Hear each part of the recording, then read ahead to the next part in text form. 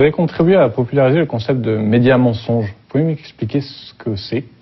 Un média mensonge, c'est une manière de manipuler l'opinion.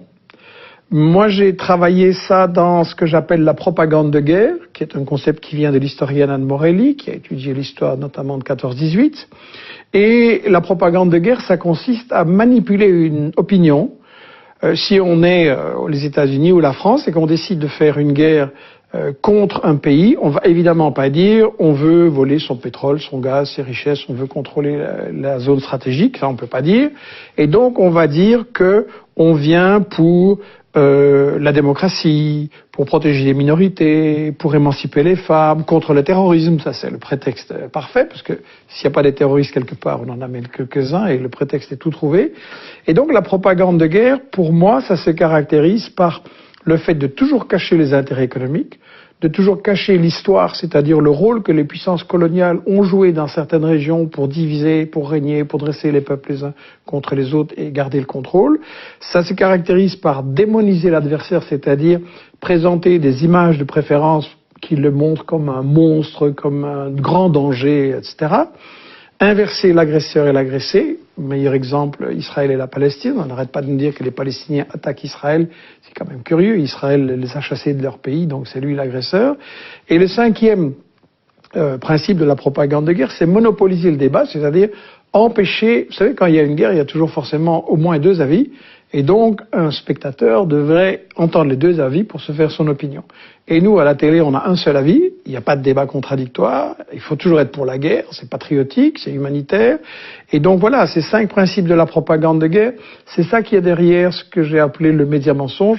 Je ne veux pas dire par là que les journalistes sont tous pourris. Je veux dire que le système des médias auxquels nous sommes soumis en France, en Belgique, aux États-Unis, c'est un système qui, comme le disait Herman et Chomsky dans ce livre « Fabriquer un consentement » que nous avons réédité là, et qui est à mon avis le livre qui explique le mieux les problèmes des médias en Occident, il disait, voilà, les médias ne sont pas là pour informer le public, mais pour lui faire accepter les décisions, les choix, les stratégies des gouvernements.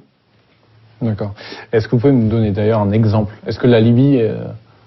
La Libye est tout à fait un exemple.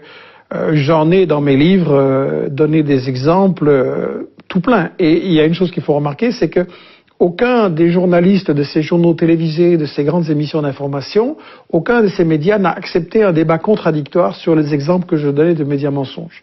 Dans le cas de la Libye, on nous a dit que Kadhafi faisait bombarder, mitrailler la population qui manifestait, qu'il y avait 6 000, 10 000 morts, tous les jours les chiffres gonflaient. Et en réalité, c'était une invention complète. Et l'ancien ambassadeur de France, des représentants d'Amnesty, pas du tout favorables à Kadhafi, ont dit que non, ça ne s'était absolument pas passé, c'était un total fake news.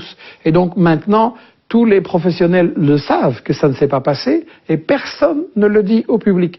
Personne ne dit on vous a manipulé, on vous a embarqué pour approuver la guerre de Sarko, alors que il y avait un problème, il y avait des affrontements limités, des morts des deux côtés, et tout ça pouvait et devait se résoudre par la négociation. Et ça a été refusé parce que le but n'était pas d'aider les populations.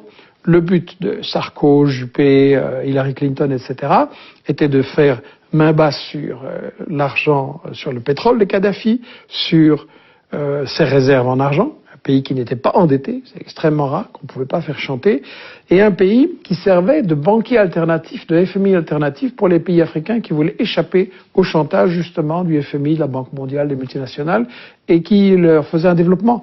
Donc on a vraiment tué un peu un sponsor de l'Afrique en l'assassinant, ce qui était le plan depuis le début. Donc la campagne de Libye, c'est vraiment un festival de fake news. Et la grande question, c'est pourquoi les journalistes qui ont fait ça refusent qu'on en débatte et qu'on en discute maintenant. Pourquoi il faut tourner la page et oublier ce qui s'est passé, alors que les résultats sont catastrophiques. On nous avait dit on va apporter la démocratie, c'est quand même rigolo. En Libye, maintenant, vous avez 2 ou 3 ou 4 gouvernements, vous avez la chasse aux Noirs, la chasse aux immigrés, la chasse aux femmes, vous avez de l'esclavage, c'est un foyer de terrorisme. Donc c'est catastrophique l'intervention de l'Occident.